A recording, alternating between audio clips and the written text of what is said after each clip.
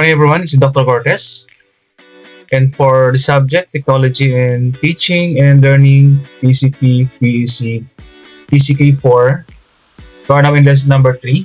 Title is The Learning and Innovation Skills of our students. And once again, this is Dr. Cortez, your faculty in charge for today. And for my first slide, I'm going to present the topics to be covered: learning and innovation skills, information, media, and technology skills, life and career skills, and the 21st century support system. That is actually in continuation of our topic. Last week, we started the 21st century skills of the learners and educators. And for the first topic, this one is the learning and innovation skills. So parte ng ating framework, the learning and innovation skills, mga estudyante natin. First one, we have 4 areas na sa learning and innovation skills: creativity and innovation. So ito yung 4 na C na sinasabi natin na part ng framework. So lahat letter C, no? Creativity, communication, collaboration, critical thinking, problem solving. Dun sa aking research, sabi ko kanina, yung mga faculty daw, in the context of government universities like UCU, University of Caloocan, City College of Parañaque. Yung faculty daw, magaling dun sa letter C ng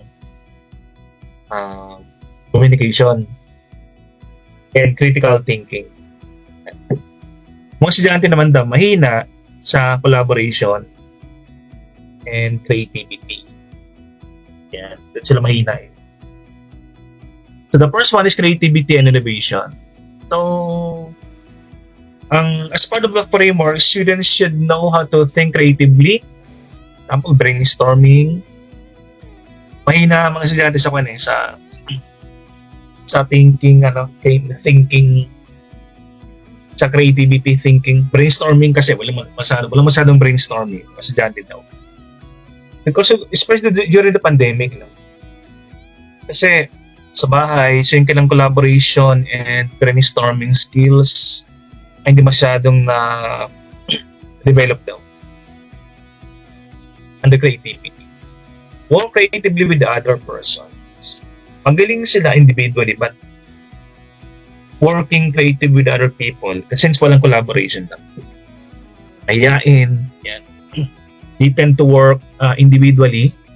Isabi natin, di ba, mas creative ka, you will surround yourself with creative persons. Parang 1 plus 1 is 3. Is synergy.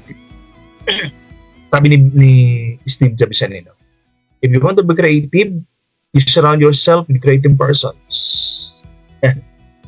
Pag walang collaboration, ang creativity limited, parang ikaw lang. Originality and inventiveness in work. Yung bang, ang innovation hindi naman palaging you invent something, you invent a product, no? Ang innovation, pwede kang be innovative in a process, in doing things. Example, sa companies, sa work mo sa school, di ba? Process, system. Innovation, you can apply innovation. You can apply creativity in doing something. That is the first letter C. Work creatively with the other person and think creatively and implement innovations. In 2016, President Duterte passed the bill or law, the Innovative Act of 2016 yata, no? Sabi ng act yan, companies are being encouraged to be creative or to be innovative. Ibig sabihin, encouraged to apply innovation sa kanilang mga ginagawa. Okay, number 2, the second C, no? Critical thinking and problem-solving skills ng mga estudyante. So, ito naman yung analyze. Pag sinabi natin critical thinking, hindi lang ikaw nag-iisip ng sorry for pag sinabing critical thinking, you're not just accepting yung suggestions ng mga kung may nakita kang something, you're not just accepting. Kasi pag sinabi ng critical thinking, mas malalim yan. Process of involved actively analyzing, evaluating information to form well-reasoned judgment and make informed decisions. You're not just simply accepting information at face value. You think beyond. You think outside the box. Pag merong information, don't be superficial na kung ano nakita mo lang. Hindi ka nag-judge kung ano nakita mo. You go deeper. Pag sinabi natin critical thinking and problem solving, bang you analyze, evaluate all the what is beyond, what is below, what is the underlying concept ng isang info bago ka mag-decide on something.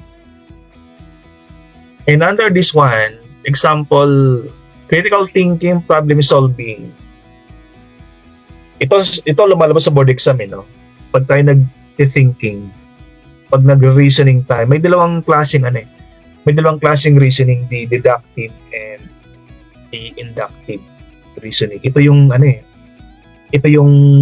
lumalabas, I can recall, lumabas sa board exam to, mga deductive reasoning versus inductive reasoning. Pag sinabi ko sa deductive reasoning, you start with the general principle. And based on the general principle, hinahanap mo yung specific. Yan nga sa tinawag na deductive reasoning. Pag sinabi namang na inductive reasoning, you start with the specific. Based on that, you think of the general concept. So, pag deductive, broad, tapos you zero into the details. Deductive yan. Pag sinabing inductive, you start with the details, then you generalize. That is the inductive reasoning.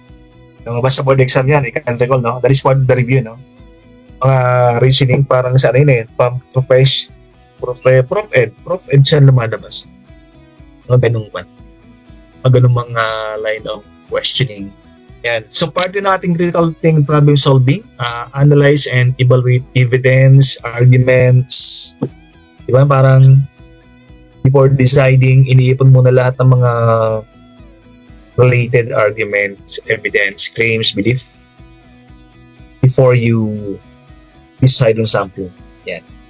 Kaya sabi na hindi superficial pag sabing critical thinking.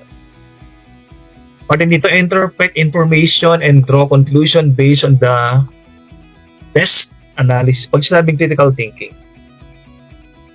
And the next one, pag sinabing problem solving naman, as part of being innovative, you are not just rely on the conventional way of solving problems. Conventional versus innovative. So pag meron innovative ways of solving problems, instead of the example, ginagawa ko to sa mga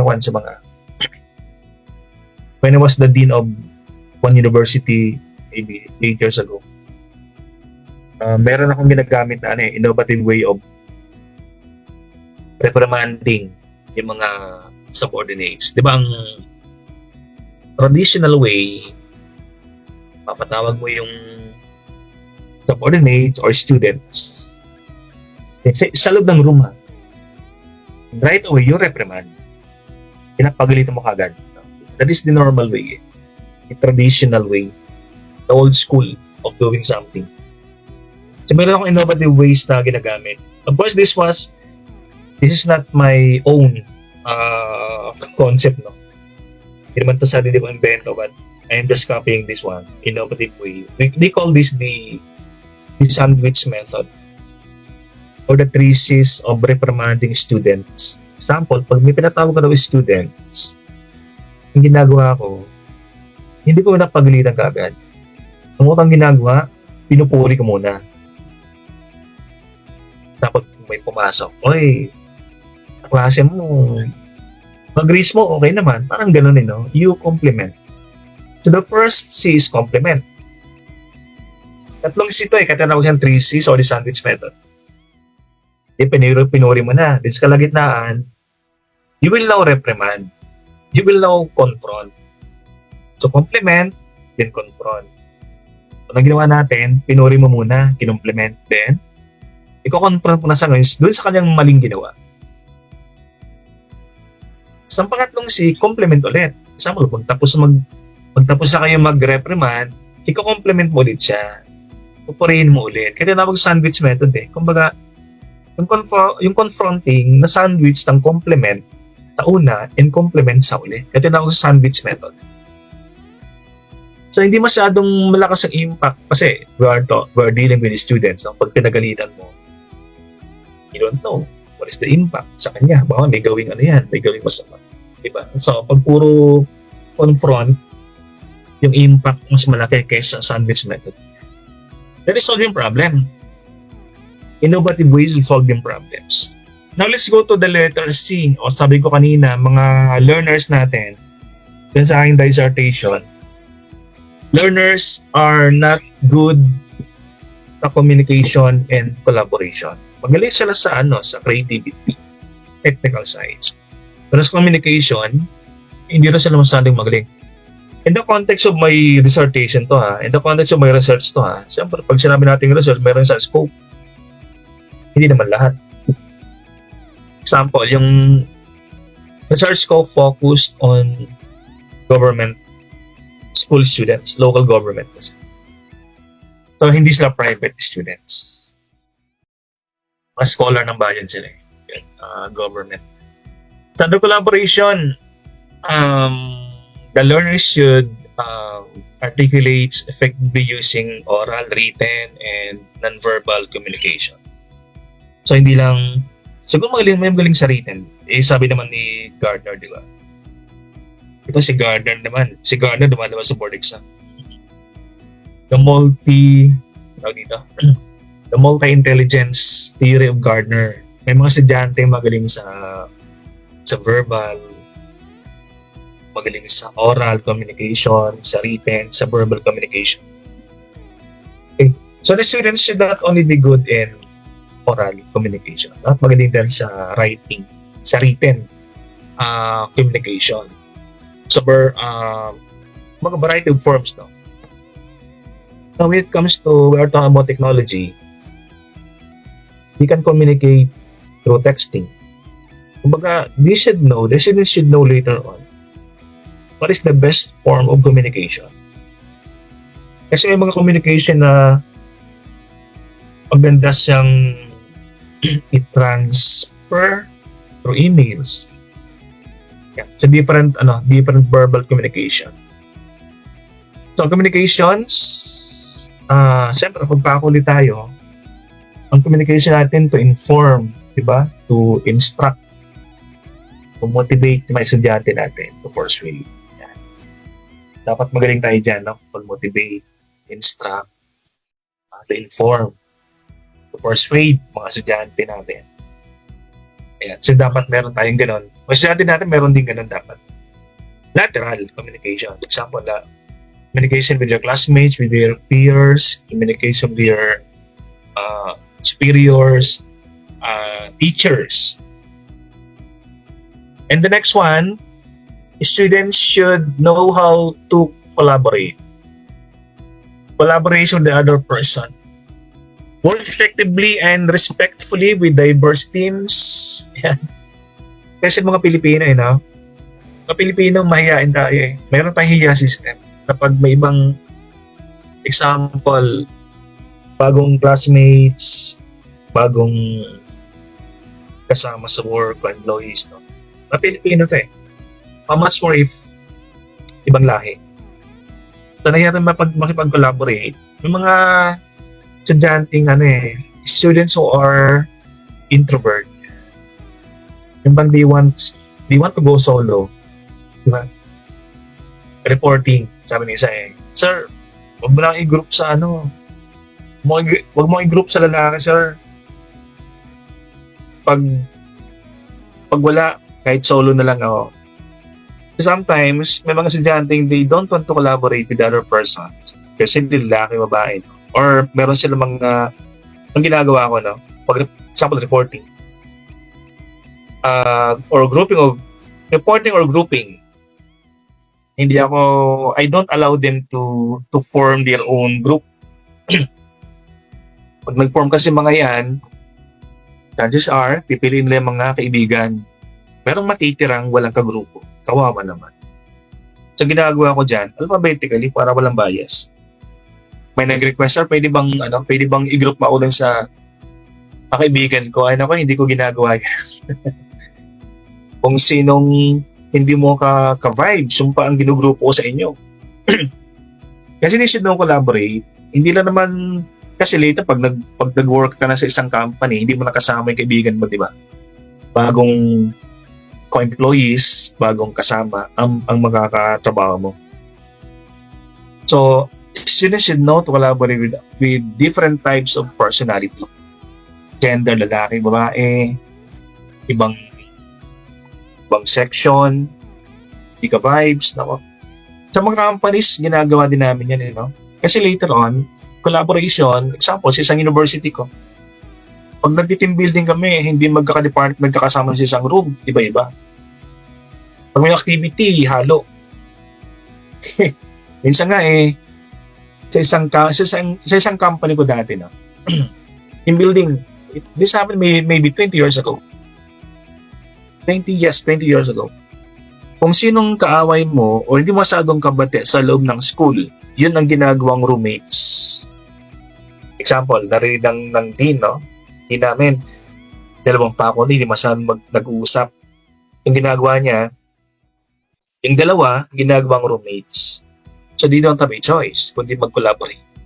Pagbalik namin sa school, yung dalawa, okay na. Nowadays, you can collaborate. Example, research. No? Kahit malayo ka, you can collaborate. Ang uso ngayon, research, collaborate.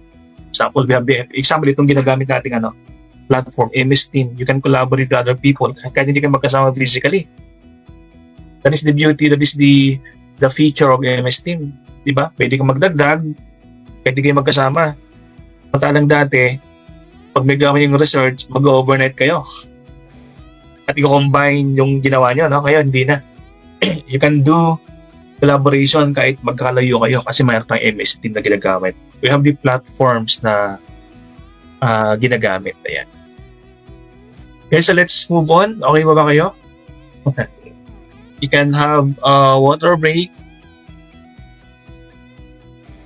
habang nagbabasa nitong Okay, kasama din sa platform natin, information, media, and technology skills na dapat meron din yung ating mga learners. People in the 21st century technology, yan, marked by characteristics, yung mga tao daw, yung ating mga learners to they are marked with the following characteristics. Number 1, access to and abundance of information.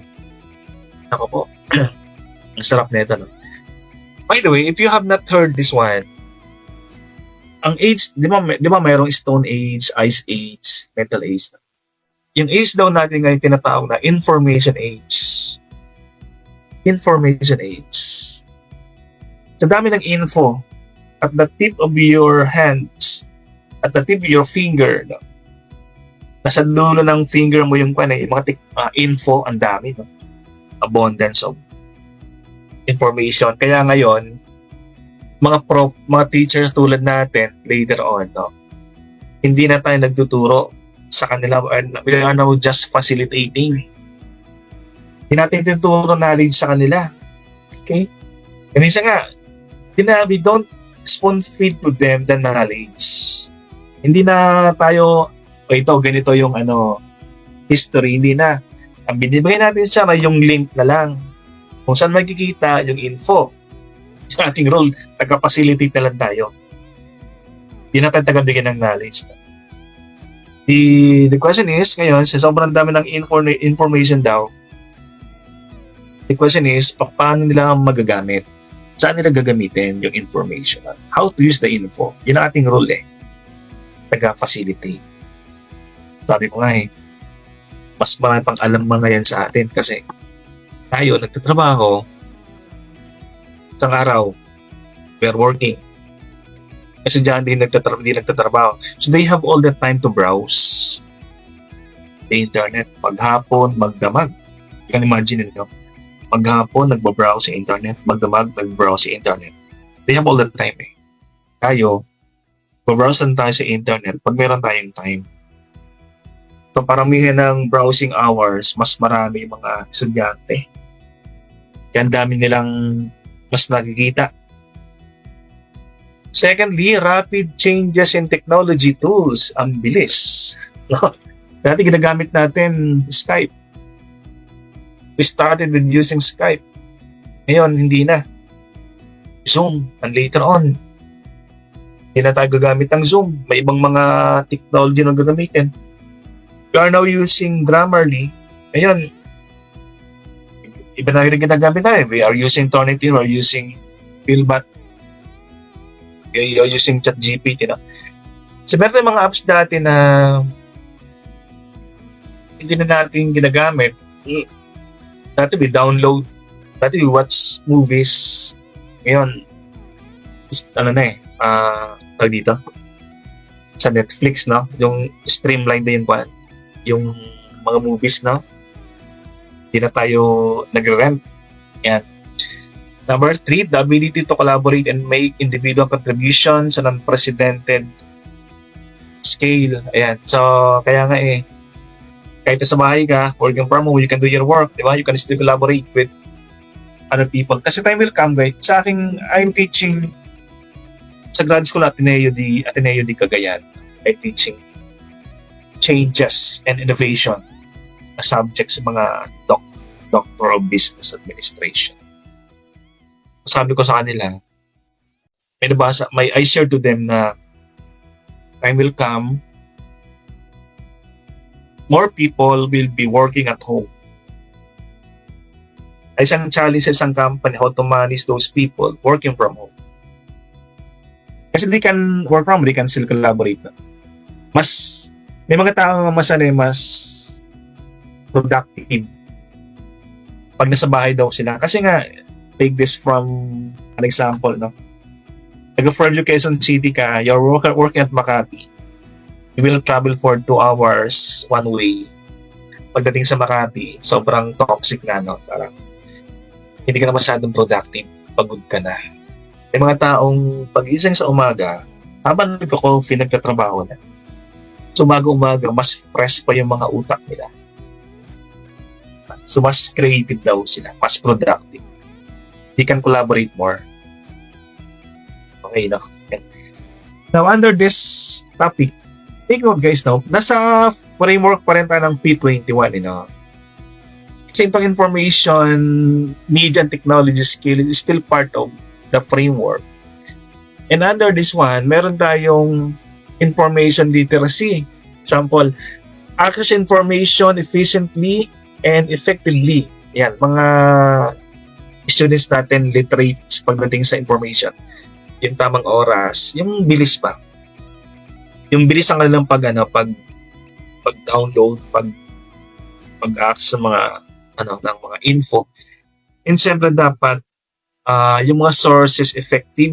Hindi naman lahat ng sources ay they should know.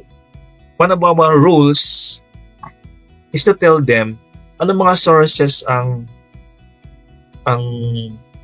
credible. Example, Wikipedia dati hindi natin masyadong ginagamit na. Pero sabi ng isang speaker, dati Wikipedia as a source, dati hindi masyadong effective. Pero sabi ng isang speaker, it is now accepted ang Wikipedia as in citation sa mga research. Although Wikipedia can be edited, di ba? So pati ba di pa rin masyadong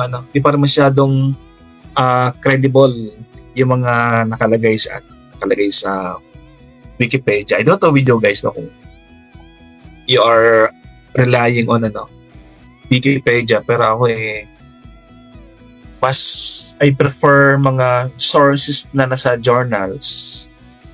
Kasi mga journals, mga research yan eh.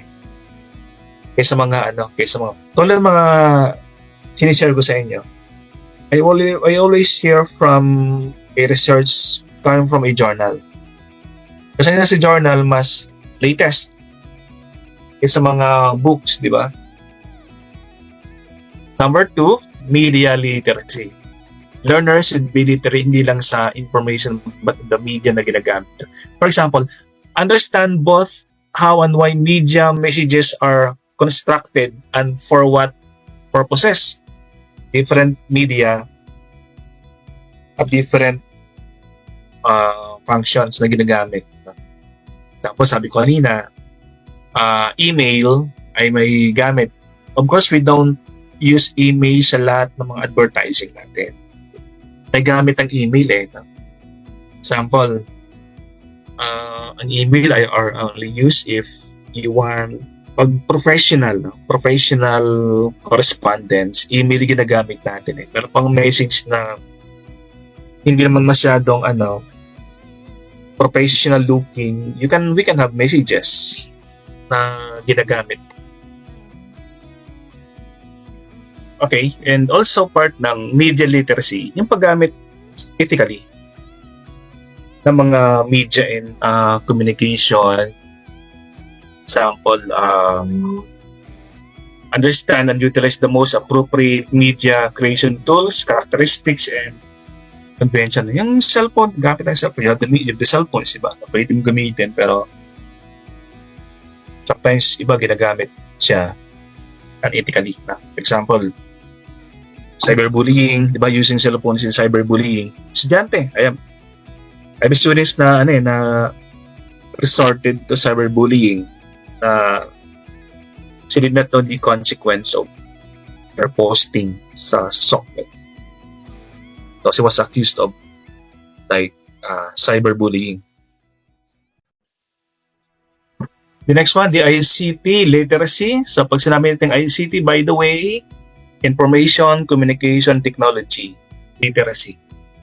So under this one, applying technology effectively. Use technology as a tool to research, organize, evaluate, and communicate. Po. Yan. So the beauty of researching today, hindi tulad ng when I got my first doctorate degree in 2017. 2017, my first doctoral. Nag-research ako dati, wala pa dating mga tools na ginagamit natin ngayon. Wala pang Grammarly, wala pang Philbot, wala pang ChatGPT, wala pang Rephraser. So, mano-mano. Ngayon, pag nag-research sila, mga estudyante, pag rephrasing, di ba, although they admit that the resources are coming from online, pero I always tell them to be ethical. Use rephrasing. You rephrase the paraphrase sa mga online sources. Dati mano-mano, but now you can use query, for example, in rephrasing. Pwede kong plagiarize. Right? So, pwedeng gamitin sa pag-organize ng mga assignment. Pag-evaluate, communicate information, magamit ng technology natin ngayon, di ba? Pag nasa online, pag nagpapa-quiz ako example, essay yung kasi pag online ang quiz, pag objective yan, ang quiz mo, magpapasahan lang ng yan. Ang daling hanapin sa example, identification, or multiple choice, itatype na sa GPT yan eh. Alam nila yung sagot. Minsan nagpapaquiz ako sa estudyante, subjective, essay type. Ayan.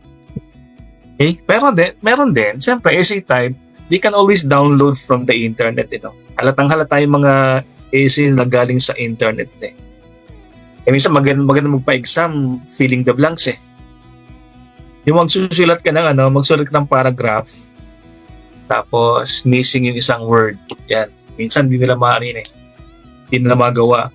Pero ngayon, kahit accounting yung subject mo, nako, nasa ChatGPT yung sagot eh. Pag essay naman, nako, di ka na always send. Anong sagot mo dyan? Papasa naman sa akin yung ano. Kaya minsan pinapasulat ko, no? Hindi ko pinapatype.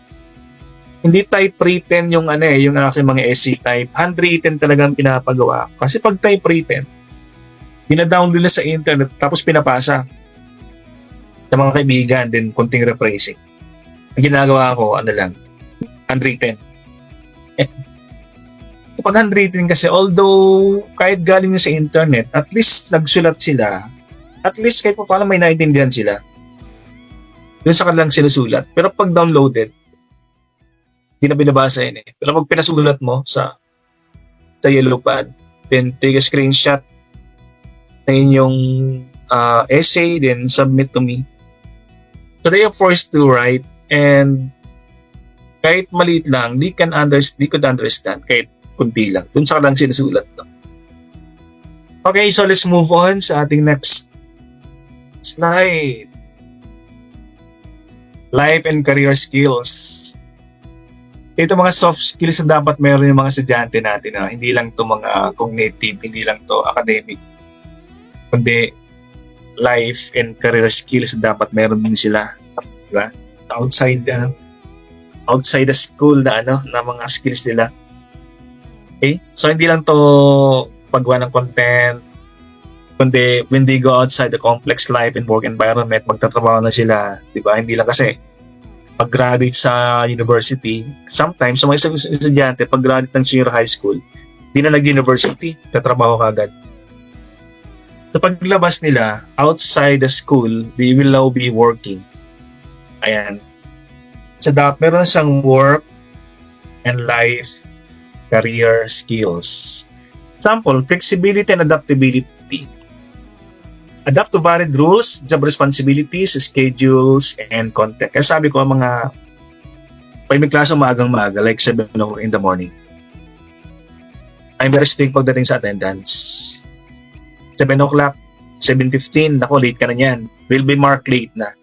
7 o'clock, 7:15, late na. Kasi sabi ko sa nila, kasi nga, pag nagtatrabaho ka na, may banding clock na. Hindi lang to check-in ng attendance, kundi pag nag-banding clock at tapos late ka, nako, may bawas sa sweldo. Magkaka-memo ka pa sa iyong 201. So training yung checking the attendance, being punctual. Training sa kanila yan. May magpa-recitation. Sabi sa nila, itong recitation dito, this is training later on pag nagtatrabaho ka na. Kasi unang-una, pag graduate ka na, interview. Pag maya nga sa interview, mamaya yung interviewer, ang tinitingnan, the way communicate, imahiyain ka. Sa school pa lang, recitation tayo. There is a training for your interview. Yan, being adaptable. Kung saan ka mapunta. And number 2, initiative and self-direction. Utilizing time and manage workload efficiently is part of disciplining. I can recall nung when I was working as an accountant in one company. Para maghapon ang gulo-gulo ng table ko. Sabi ka ng isang tao, you should know how to organize. Example, may time ka para maningil. May time ka. So parang hindi ka na mag-overtime. Hindi ako nag-overtime kasi hindi ko matapos. Sabi ng boss ko, may time pa ganito, parang hindi ka na mag-overtime. Kasi pag hindi mo nagawa, overtime mo talaga yan. So parang wala akong discipline sa work dati. Siyempre, binata ka mo. I did not have the self-direction dati. I don't know how to utilize time, manage time. Managing workload. Ayan. Number 3, social and cross-cultural skills. Ang mga learners natin, guys, dapat may cognitive presence. Cognitive presence. Ito yung at meron siyang natutunan sa school cognitive presence, Tapos, emotional presence na binibigyan ng teachers. Tapos, yung mga to, social presence na binibigyan ng classmates. Yun ang tatlo yun. Kaya nga pag sinabi natin, pag traditional yan tatlo.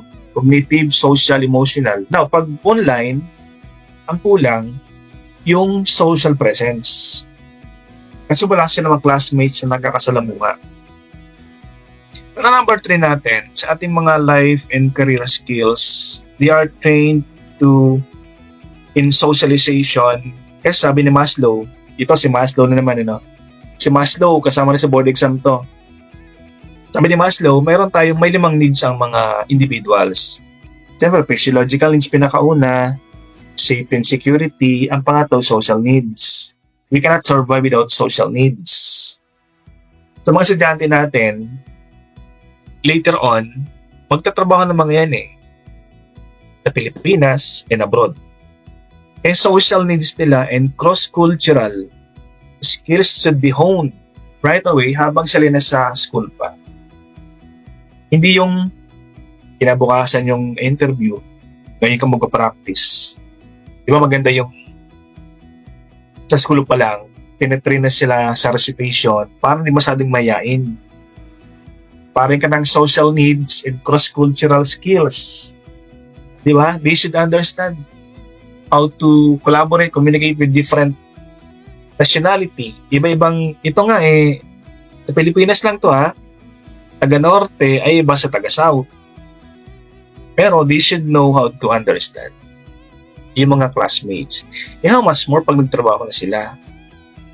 Pagtatrabaho sa Japan, Korea, China. Iba-ibang iba-ibang nationality, iba-ibang culture, right? Siyempre, Japanese, Indian. Pag sa Indian sa Pilipinas, pag tumatango, that is affirmative. Right? Pilipinas pag tayo nagsishake ng head, that is negative. Iba paano pag sa India? Diba sa India ganito? Hindi mo alam, affirmative or negative. Ganun. Panalo sa Japan, mga Japan, hindi ba sa nagsasalita? You can't read the Japanese kung anong gusto nila. Akala mo, okay na. Akala mo, approve. Yun pala hindi. Kasi nakangiti.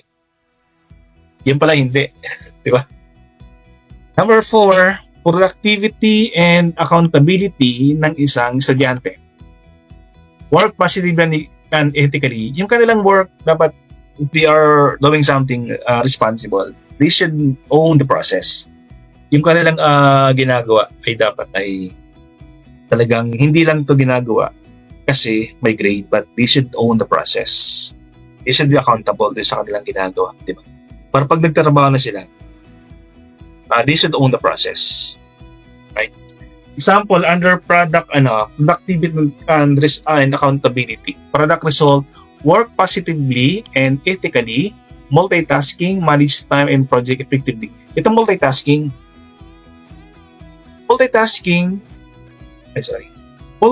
now is rampant or popular, diba? Because of technology, pwede tayo mag-multitasking. Kasi sa bilis ng ating ginagawa na example. Ito lang dati, nagpa-typewriter ka, diba? Yun lang talaga ang yun lang talaga ang ginagawa, mag-type. Kasi pag nagkamali ka, ulit. Ngayon, hindi na, nagta-type ka, pwede kang may kausap sa kamila Diba? Pag nagkamali ka, i-delete mo lang. You can do multitasking. You can do 3 jobs, 3 tasks at the same time. Nag-i-email ka, nasa meeting ka, di ba? Di ba nasa meeting ka, nag-i-email ka, nag-i-email ka, nag-uusap ka sa phone. Di ba? Tapos yung laptop mo, 2, may Excel sa kabilang side, tapos nag-i-email ka sa kabila. Diba? Tapos nag-recording ka pa ng minutes of the meeting. To multitask. Because of technology, And, siyempre, now, may mga task now na redundant na redundant na siya. Para saan tinatanggal na mga job. Kasi those can be done ng isang tao. Example, yung task ng isang Sa company to sa company, yung task ng isang secretary can be done by the bookkeeper. Or yung task ng bookkeeper can be done by the secretary. So, may mga task na tinatanggal na. Mga redundant na, di ba? So, sa mga school natin, sa schools, students can do multitasking. Di ba? Kasi, sa school, may dalang laptop. Di ba? They can do two tasks at the same time. Example, writing an essay at the same time browsing the internet. Di ba? So they can do multitask while listening. So dati natin ganun eh. Number 5, leadership and responsibility. So students should be trained ayun pa lang as leaders na. Use interpersonal. Yan. Sabi ni Gardner, Howard Gardner, no? The multi-intelligence theory. Sabi ni Gardner, as ang individuo, marami siyang intelligence. May verbal, may logical, may musical, may creative, may magaling sa interpersonal, magaling sa intra-personal. So mga students natin, hindi lang siya magaling sa intra, yung self. He's also good in interpersonal and problem-solving skills. Yan. There is a responsibility, interpersonal. Magkikisalamuha sa mga different classmates or to the teachers, superior. Kasi ang isang estudyante, it communicates with the teacher, with the classmates, at dun sa content, dun sa lesson. Ganyang ginagawang communication. When it comes to leadership, luma na yung mga leadership na democratic, autocratic, luma na yun. Mga usang leadership theory ngayon,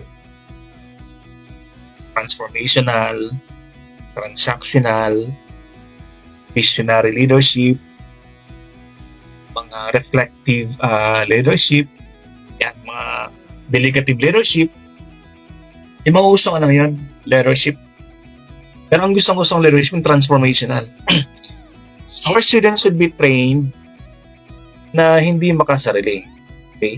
Kasi ang isang student leader daw na isang transformational, he should transform yung kanyang mga subordinates na katulad niya. Ito na isang transformational. Yung bang students should multiply herself or himself para meron sa mga kakamping. Para hindi niya dominated yung yung responsibility. Maganda yung nagmo-multiply ka, di ba? Kung anong alam mo, ituturo mo. Right? Expertise, tinuturo mo yan. So, guys, yun ang laman ng mga skills. Now, let's go to the support system. Sabi natin sa ating platform or framework, kasama din yung support system. Ibig sabihin, yung mga skills na binanggit natin, the 4Cs, the technology, the literacy, the core subjects, no? Hindi siya mag-prosper kung walang support system. Kung baga sa isang environment, mag-prosper yung mga skills na yon kung meron, for example, na standard na ginagamit yung school. Example, standard ng CHED, standard ng DepEd. Diba? Kasama yan sa kwan Example, we are good in technology, pero meron tayong sinusunod na ICT framework. Okay? In number 2, support system, dapat we should always refer to the framework or the 24th century skills na listahan. Itong framework na ito. Although they know these skills, but they should always refer to this framework. The learners and the teachers. Yung pangatlong support system natin, the 21st century curriculum and instruction. Kasi yung skills natin, dapat sabayan ng pag-revise, pag-revisit ng mga curriculum. Example, sabi ko sa isang school ko, tanggalin natin yung internet marketing. Kasi, social media is dead. Palitan natin yan ng palitan natin ng AI marketing. Kasi AI na ginagamit ngayon, hindi na social media. Yan, sinasawag natin pag-revise ng curriculum para makasabay sa skills. Siyempre, hindi lang skills dapat ang nagbabago, kundi curriculum din. And instruction. The fourth support system, 21st century professional development ng mga teachers. Pwede bang mga estudyante nag-improve? Siyempre, mga teachers din, di ba? Nag-improve din tayo. Parang sabay lang eh. Pag di natin ginawa number 4, unahan tayo ng mga learners natin. We should be 10 pages ahead ng ating mga learners. And number 5, 21st century learning environment. Wala naman silang gana talaga yung mga skills na yan kung yung learning environment ay hindi masyadong conducive to learning. Example, mainit. Facility, hindi masyadong maganda. Walang library support system or pero mang library, hindi masyadong not sufficient. Facility, mga technology yung ginagamit. Example, computer laboratory. Hindi masyadong updated. So wala din. So dapat, itong 5 yan, ay present para ma-achieve natin yung P21, 21st century skills. Okay, let's move on. Tingnan natin ko kung next natin. Ito si Edgar Dale pala. Edgar Dale. Ito guys, lumalabas din to sa sa board exam. O ngayong araw, dami na natin na pinag-aralan mga tao, si Abraham Maslow, di ba? The Hierarchy of Needs, Abraham Maslow. Howard Gardner na binanggit ko kanina, The Multi-Intelligence Theory. Pangatlo si Edgar Dale. Ito yung yan daming pag nag-review sa board exam, ang daming mga taong pag-aralan. Si Gardner, si Edgar Dale, Sigmund Freud, Abraham Maslow. Yan, mga psychologists and educators na talagang mga foundation ng education. Anyway, si Edgar Dale, an educator, Edgar Dale often cited as the father of modern media in education. Yan, di ba technology tayo? Gumagamit ng mga visual, social media, or media sa ating mga instruction. Example, projectors. No? Of course, hindi si Edgar Dale lang But many years ago, in 1946, introduced the cone of experience. Siya nag-study talaga paano ginagamit ang media sa education. Like, dati recordings, films showing. Dati yan. Ang 1946. Siyang nag-introduce ng ganito mga concept. So, this is the father of modern media in education. Paggamit ng mga So, yung kanyang theory ngayon, we are going to focus on using different media, pero unahin natin yung kanyang, depende rin, sabi kasi ni Edgar Dale, depende sa level ng ng estudyante kung anong gagamiting media sa instruction. Yan ang sabi niya pa. So the cone of experience, ito ay we're going to talk about this one kung ano yung mga bagay na pwede nating gamitin, mga media na pwede nating gamitin sa ating mga estudyante. Kasi hindi lahat ng estudyante para-pareho ng level ng level na experience. Kaya meron siyang tinawag na cone. By the way, pag sinabing cone, ganun, di ba? Kaya inverted cone to. Ganun siya. Okay? So let's go to Edgar Dale. Tandaan nyo guys the cone of experience ay si Edgar Dale ang nag-introduce. Yan, lumalabas. Edgar Dale, cone of experience. Howard Gardner, multi-intelligence theory. Abraham Maslow, hierarchy of needs. Yan. So, ito yung ano ni Edgar Dale. He developed this theory was developed in 1946. And he revised this in 1969. Ito yung the Edgar Dale theory, or we call this the cone of experience. Or sometimes we call this the pyramid of learning. Cone siya, kaya lang baliktad na cone, no? Cone ng ice cream, pero baliktad siya. Inverted, tawag natin dyan. Okay, sabi ni Edgar Dale, ang learning daw is from abstract to concrete. Okay? Pag abstract, ito yung nasa taas na. Pag sinabing abstract, ito yung masyadong malabo pa, hindi masyadong general. Pag sinabing concrete, ito yung mas general na siya, na parang mas malinaw na, no? Pag sinabi natin concrete versus abstract. Itong nasa taas ng abstract, ito yung sinabing concrete. So, depende sa ang ating ginagamit na media ay iba-iba. May pang-abstract, mayroong pang-concrete. So, may mga media na pag ito yung ginamit mo, abstract ang labas, meron ding concrete ang labas. So, yun ang idea ni The cone emphasizes the importance of varied learning experience for effective learning, from direct participation to symbolic representation. May abstract learning, merong concrete learning. So example, dito sa kanyang cone of experience, no. Depende sa kasi ginagamit ng mga media, may mga impact sa ating mga learners. Example, 10% our learners will remember 10% of what you read.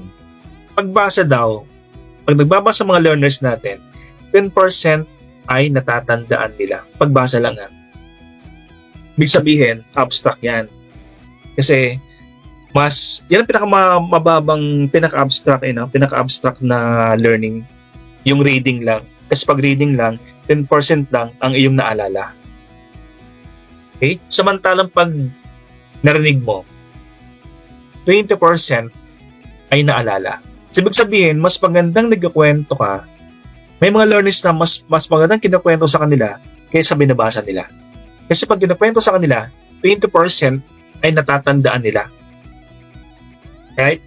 Yung pangatlo, pag gumagamit ka raw ng images, yung pinakamababa, binabasa nila, di ba? Tapos pangalawa, narinig nila. Mas patindi yung pangatlo. Kasi yung pangatlo daw, pag may nakita silang image, 30% ay natatandaan nila pag image ko na nakikita. So, ibig sabihin guys, now, starting from the top, papunta sa ilalim, patindi ng patindi yung kanilang natatandaan. Okay? Yung pinakailalim, 90% ay matatanda ng mga estudyante kung sila mismo nagpe-perform o nagpe-present ng experiment. 90%.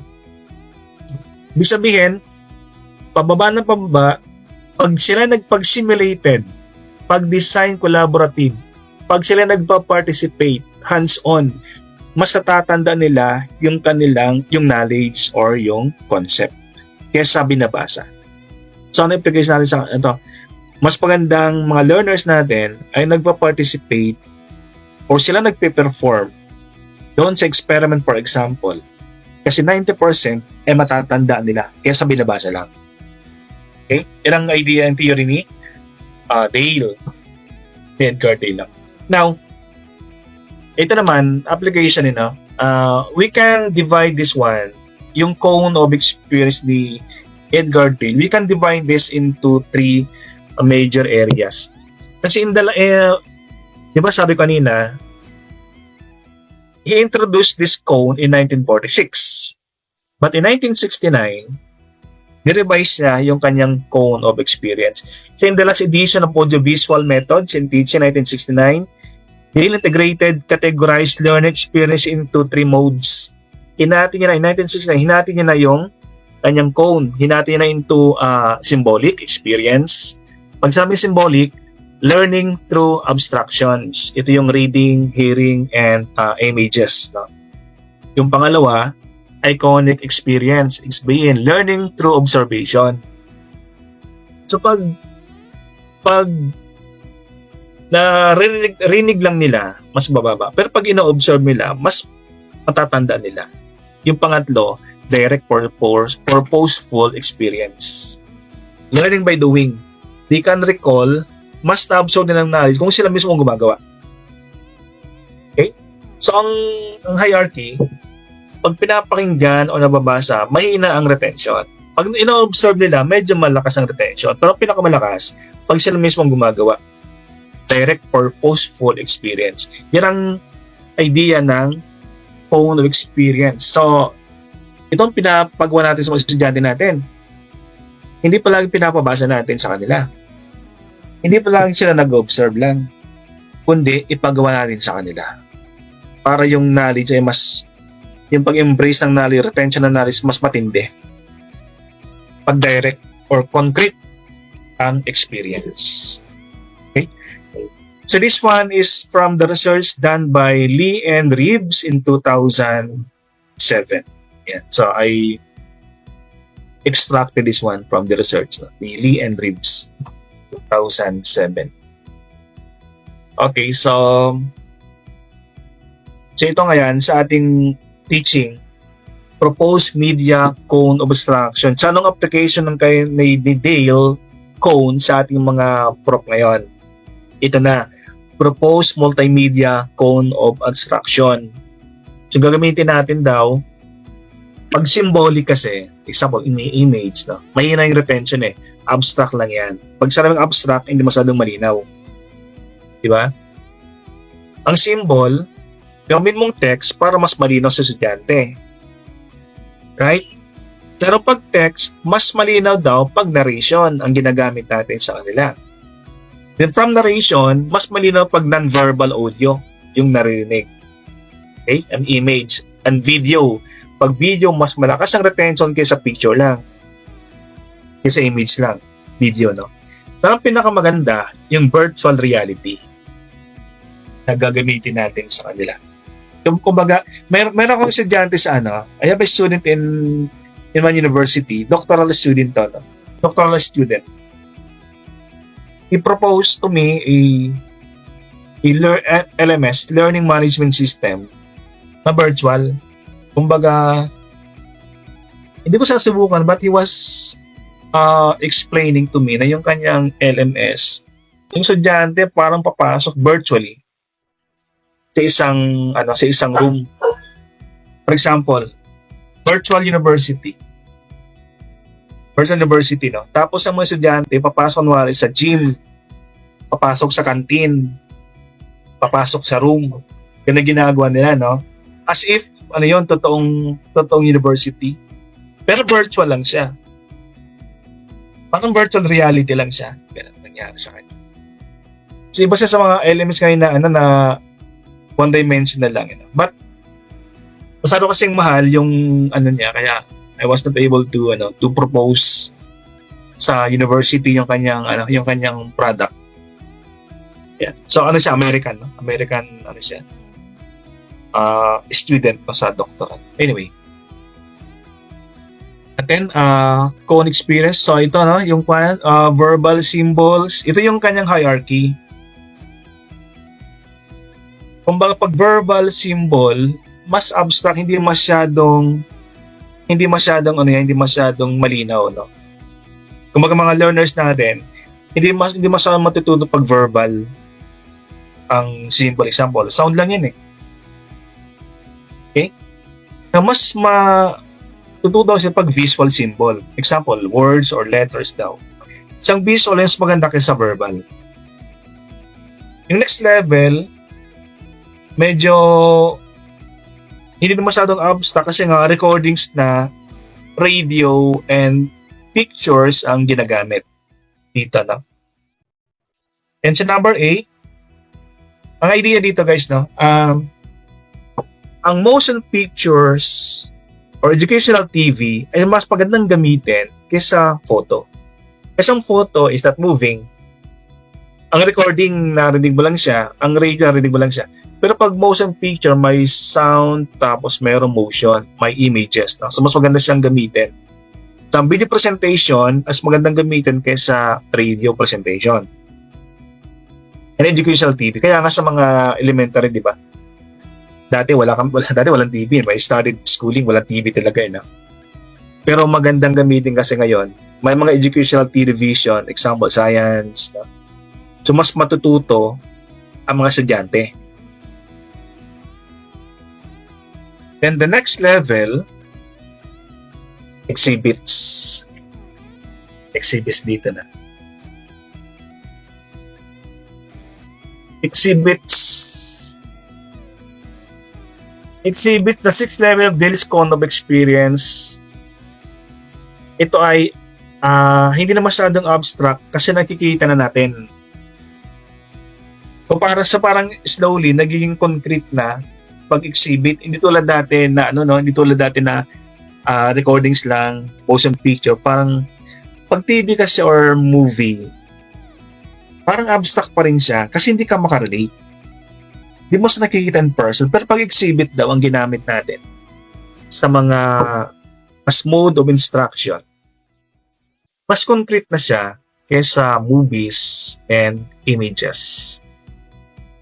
Kaya lang, limited pa exhibit. Kasi ang exhibit for eyes lang eh. For your eyes only. Kumbaga, nakikita na ng mga estudyante. Parang hindi sila masyadong, although may mga exhibits na they can interactive exhibits, no? Pero limited pa rin ang mga exhibits. So, kaya nga ang exhibit ay nasa number 6 pa rin. Ibig sabihin, hindi pa sa masyadong concrete na mode of instruction sa ating mga estudyante. Right? So from exhibit, meron tayong number 5 study trips. Ito, you will notice guys na pababa, we are moving away from abstract instruction at lumalapit tayo sa concrete. Pag sinabing concrete, mas maganda siyang gamitin kasi nakikita ng estudyante yung instruction para sa part na siya ng experience. Di tulad dati na exhibit or movies, pinapanood lang nila yun eh. Right? So from number 6, let's go to number 5. Study trips better than exhibits. Kasi yung study trips daw, sabi ng mga in-interview, study trips offer the sights and sounds of real-world settings. Exhibit, walang sound. Visual, pero walang sound. Walang real-world setting. Pero ang study trips, meron. The main activity focuses on observing from the sidelines aside from occasional opportunities to participate. Ito kaya nga, we can't remove yung mga field trips.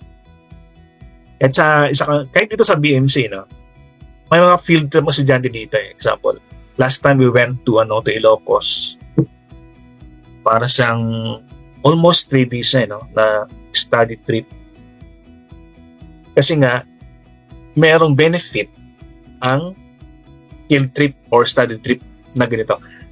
Although you will hear negative sides in other schools now, you will hear those negatives sa mga other schools. Pero may benefit pa rin ang study trip. Kasi we should not confine the learnings inside the 4 corners of the rooms ng ating mga schools. We go outside. Kahit mga pagkate in one of my university. Di ba nga estudyante meron silang OJT. But in one of my universities, we also do this industry immersion. Kumbaga parang nag-OJT din kami as prof, as faculty sa industry. So what we do, we go outside, we visit. For example, in one company, I had this immersion for 1 week. So ang ginawa ko, mag-observe lang ng kanilang marketing strategies, how they do the marketing. Yan, parang 1 week, puro half day ako dun eh. Kumbaga, we jive what we teach dun sa needs ng industry. What are the goings on sa mga industry? Para yung tuturo mo or you will embed or inject dun sa lessons mo, yung nangyari sa labas. That is why we have this industry immersion. Para nag-OJT na kami dun sa labas ng university. Nasa mga estudyante, study trips. Sa mga sa mga elementary, di ba? Example, I don't know if you have experienced this one, that you go to Gardenia, to factories outside, then you learn how those companies are making their products, di ba? Or if mga subjects na na NSTP, di ba? Rescue operation, you go to a tawag dito, fire, tawag sa bombero, fire brigade department. Then you do actual observation of the goings on, the rescue, example, di ba? That is study trips, no? You go outside and you learn. Now, number 4, demonstration is higher than study trip. Kasi ang demonstration kasi, ang study trip, you are observing eh. Ang game mo kasi, pinapakita talaga sa'yo how to do something. Example, first aid. First aid training. Pag binabasa mo lang siya, kinukwento lang, you don't appreciate, pero pag dinemo sa'yo, mas natutunan mo. Pero hindi palaging siyempre mga tao pa rin na iba pa rin yung, it is not a guarantee na pag dinemo sa alam mo na. Siyempre iba yung kaya mong gawin dun sa pinapanood mo. Pag pinapanood mo, kala mo kaya mong gawin, pero pag pinapagawa, hindi mo pala kaya. Number 3, so you will notice guys, pababa na yung pababa, ibig sabihin, paganda ng paganda, or paganda ng paganda, mas effective habang tayo bumababa sa number 1. Dramatize experience. Ito pinapagawa sa mga estudyante ko, example sa isang subject is human resource management interview, so that you will experience how to be interviewed o how to interview. Pinapausa na sa klase yung actual interview process sa isang company. Yan. The number 2, the contrived experience. Itong contrived means hindi siya natural. Contrived is parang artificial experience. A real world, kaya lang parang ina-alter mo, parang mayroon kang binabago na konti. Itong parang sa itong example sa yung sa mga napapanood natin sa YouTube, yung mga social experiment. Diba real world situation, pero experiment siya. Kumbaga may binabago ka doon. Kaya sanabi siyang controlled experience. Anyway, mga estudyante natin, mga learners natin will learn from these things. Ang pinakamaganda daw, pinaka-concrete na instruction is the direct purposeful experience. Ito yung estudyante mismo ang gumagawa or nagpe-perform. Although, per subject, may mga subject na lang number 1 ginagamit. Example, sa PE. Direct purposeful experience. Example, bilang tinuturo. Ditulad dati na sa yung pandemic yun. Ang subject swimming. Ang subject PE is walang face-to-face. So, parang tinuturo lang sa Iba talaga yung ikaw ay mismo din sa swimming pool, tapos pinapag-aralan mo talaga. Yun talaga ma-retain yung yung knowledge. Yung knowledge sa'yo. Anyway. So, that is from Dale, direct purposeful. Current application of the cone. Paano ginagamit ngayon? Sabi ni Dale, hindi naman palaging abstract ang gagamitin natin. Hindi rin palaging concrete. Ibig sabihin, hindi palaging reading and hearing gagamitin natin. Hindi rin palaging direct or exhibit or or dramatization experience. No? Sabi ni Dale, combination. So instead, Dale suggested that teachers like us should balance combinations. That is the word. Combinations of concrete and abstract learning experience. Kumbaga yung 11, once in a while, ginagamit natin yun depending on the learners, depending on the subject na ating hinahandle. Kasi pag puro concrete, parang di na tayo matututong mag-generalize. Kasi ang abstract, generalized. Okay? Pag puro abstract naman, pag puro generalization naman, we might forget how to teach concretely. Sabi niya, combination. Kasi pag concrete, talaga magastos. Hindi naman palaging example, hindi naman palaging field trip palagi, hindi naman palaging dramatized experience, hindi palaging demo kasi may cost involved. So cost, for example, cost is a hindrance kung bakit hindi palaging concrete experience ating gagamitin. Alangan ng puro field trip, So magastos na. Alangan ng puro demo. Pag demo, may mga expert na nagde-demo, so binabayaran mo yan. Hindi lang pwede palaging araw-araw. So combination ang ating ginagamit. Okay, so before we go to the next one, mag-joke time muna tayo. Yeah. Icebreaker. Important guys sa mga learners natin. May icebreaker tayo. Kasi pag, I have noticed this one. Joke time. Sabi na isang teacher, teacher tayo, di ba? Sabi na isang teacher, sino mga idiots dito sa room? Idiot means mga Tagalog, mga tanga. Sorry for the word, mga tatanga-tanga, di ba? Sabi ng teacher, meron mga tatanga-tanga dito? Sabi niya, magtaas ka ng kamay o tumayo. Sabi ng teacher sa mga estudyante niya. Walang tahimik. Walang nagtataas ng kamay. Isang freshman, sabi niya, nagtaas ng kamay, tumayo. Itinanong siyang teacher, bakit? Tumayo, ibig sabihin you're idiot, ibig sabihin you're tatanga-tanga. Tanong niya, so why do you consider yourself an idiot? Tanong ng teacher. Sabi sa estudyanteng nagtaas ng kamay, hindi man talaga ako idiot, hindi naman talaga tatanga-tanga, no? Kaso nakita ko, nag-iisa ka nakatayo, sinamahan na kita. Diba? That is a good one. Anyway, kasi nga guys, no, sa mga students natin, I have noticed this one, na pag puro lesson ang ating ginagamit sa klase, may mga estudyanteng nabuburyong, no? Boring sila. Kaya ginagawa ko I start the classes, pag mga reporting, I require them to have icebreaker muna. Ayan, first part of the report, icebreaker, it could be presentation nila, may kakanta ba sa inyo? Ayan. Meron pa kayong pa-games, meron pa kayong word games or board games. Minsan, exercise, no? Meron silang, exercise, magsasayaw muna sila.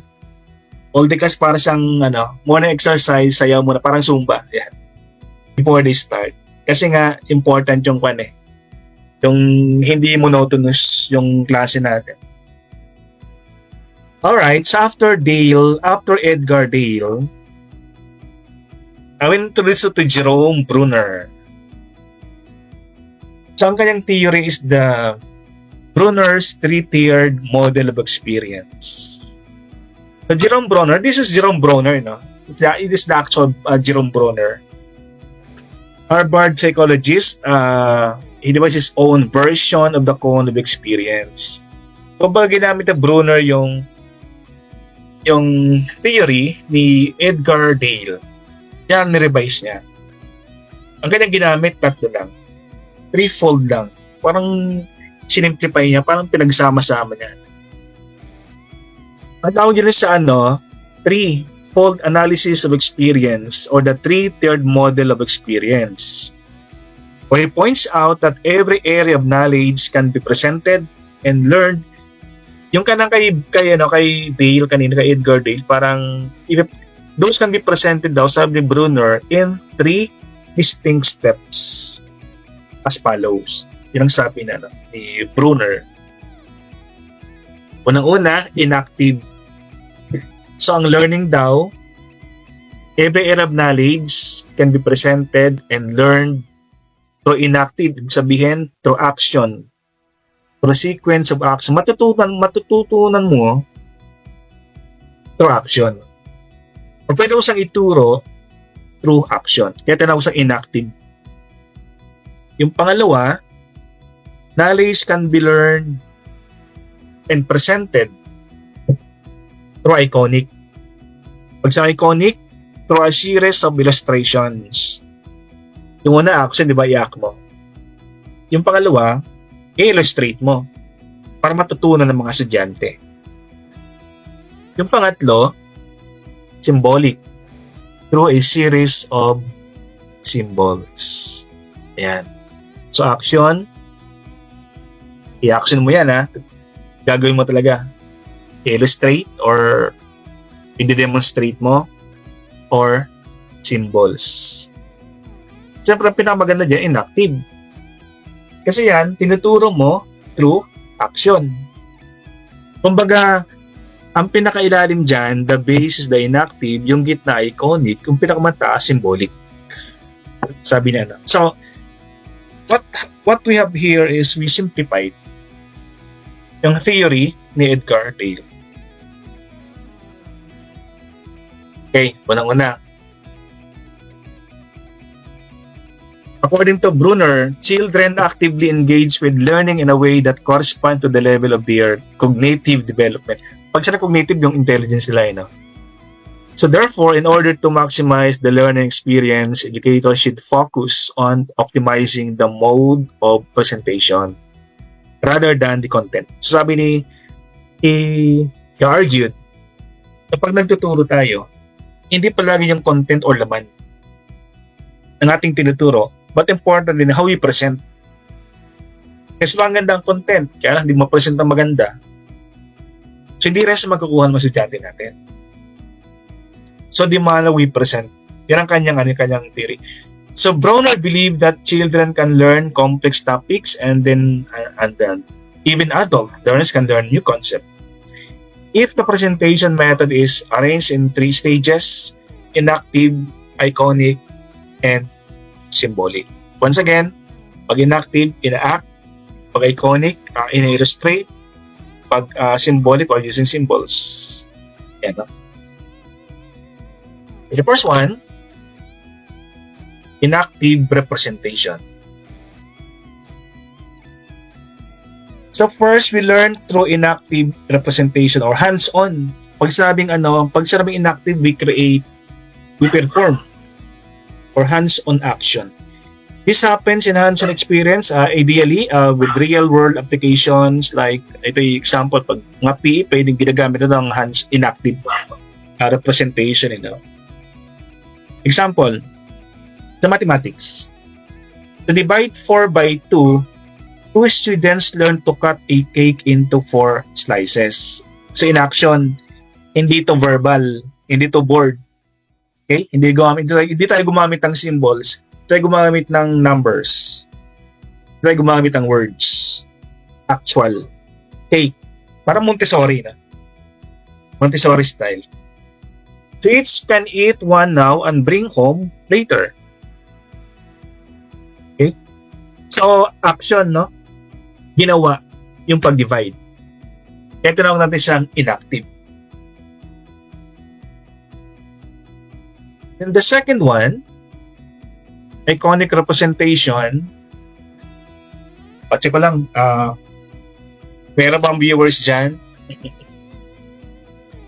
Pag online klase, the teachers don't know if they're still talking to somebody. Kapag ako'y nag-lesson, I ask them if they can open their cam so that I know that there is still somebody sa room. Pag wala, baka ginagawa ng iba. The second one, the iconic representation. Iconic, guys, illustration. Step 2 is iconic representation, learning with images. We now link our memories of the experience to iconic pictures. So yung kanina, may cake na actual. Ito naman, students are asked to draw a cake that was cut into 4 pieces. Cake pa rin siya. Kaya lang, hindi na siya actual cakes. Hindi na actual hinati, but illustration. Example sa board, no? You draw a cake, then you divide. Ito na sa iconic representation. In the third one, symbolic representation. So last comes symbolic representation. We now use the images we internalized earlier and turn them into abstract language like numbers, mathematical symbols. So 4, hindi na sa drawing, di ba? Instead of dividing into 4, we're now using 4 as the digit na 4. And turn them into abstract language such as mathematical symbols using a little bit of retrospection. We can easily solve the problem. This last phase is also called the language-based. So pag inactive, action. Pag iconic, drawing. Pag symbolic, we're using language. Language-based like words, letters, or numbers. Okay. That is from Jerome Bruner. Tandaan nyo guys, si Jerome Bruner. Okay, so ito as tandaan nyo lang guys, sa board exam, si Jerome Bruner, he introduced the scaffolding nga pala, by the way. Jerome Bruner introduced the scaffolding, and hindi pala introduced, but Jerome Bruner was the first one who coined, or the person who used the word scaffolding. Ito lumalabas sa sa may scaffolding theory. Pag sa may scaffolding theory, di ba? Pag isang building, pag may scaffolding, pag meron kang tinatayong building, may mga metal frames, di ba? To support the building. Pero pag sa education, pag sa scaffolding method, teachers provide temporary support to help students learn new concepts. Gradually fading this support. So habang pag isang estudyante daw ay hindi pa masyadong alam yung lesson, yung teacher sa una tinutulungan, support. And gradually, hinahayaan niya na siya hanggang matuto yung estudyante. This is scaffolding. And the first person who used or who coined the word scaffolding is Jerome Bruner. Siya yung unang gumamit ng scaffolding sa education.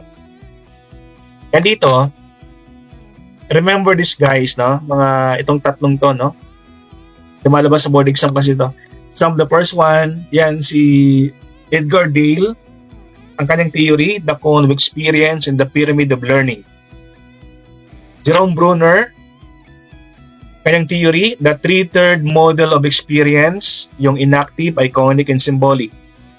Jerome Bruner is also the one who first used the word scaffolding in education. At siya rin yung theory of development. Jerome Bruner din yan. Now, sa scaffolding, ang talagang nag-generate, nag-theorize ang scaffolding ay si Lev Vygotsky. Si Lev Vygotsky is credited with the theory of scaffolding and the theory of cognitive development. Itong tatlo yan, lumalabas sa board exam. Right? So, remember those persons sa board exam. Okay, I know this one is my last slide for today. And for this week number 2, I have this activity number 2. So, what are the different learning styles of students? So, you can submit this one sa ating assignment, sa inyong assignment folders, sa inyong MS Team. Number 2, visit this link, Learning Styles Inventory. So ito yung link ng ito yung link niya. So you goes to this link, then click the Learning Style Inventory tab, bandang left side, upper left side. Okay. Then you answer lang. So that you will know yung inyong learning style inventory. Individual para malaman nyo yun. Then pag nagawa nyo na siya, pag natapos nyo na siya, take a screenshot of the inventory, yung result, no? Take a screenshot, then upload in your assignment folder sa inyong MS Team. Alright? Yung number one, and number 2, deadline is May 29. As usual, 11:59 PM ang deadline. So, anong date ngayon? Today is May 24, May 25, so May 29 ang deadline. Yung number 3 activity, di ba 3 oras tayo, no? Sa itong aking video, siguro wala pang 2 oras to, but you still have 1 hour to answer yung ating online quiz based on this video recording. You can take this quiz only today. Today is Sunday, di ba? Sunday. You can take this quiz until 5 PM. 5 PM ba? Or anyway, we are not very strict sa oras. No? Basta ngayong araw na to. Example, meron kang errand, you are doing an errand. So, pwede namang, kahit anong oras mamaya, alas 6, alas 7 ng gabi, alas 8 ng gabi, no? Basta, you can do this today. Kung wala ka nang ginagawa. Pag nasarado siya, pag na-close, sabihin lang sa akin, "Sir, can I take the quiz?" I-open ko yung link ng quiz, no? Na ating online quiz. Okay, so I hope the instructions are clear for our activity number 2, and these are the resources that I used in the presentation. Okay, and with that one, I hope that you learned something, and that one, this has been Dr. Cortez signing off. Yan yung aking pangalan, Doc Rich. And before you exit, subscribe naman guys sa aking pating channel. Maraming salamat. And once again, this has been Dr. Cortez signing off. See you around, people. Bye everyone.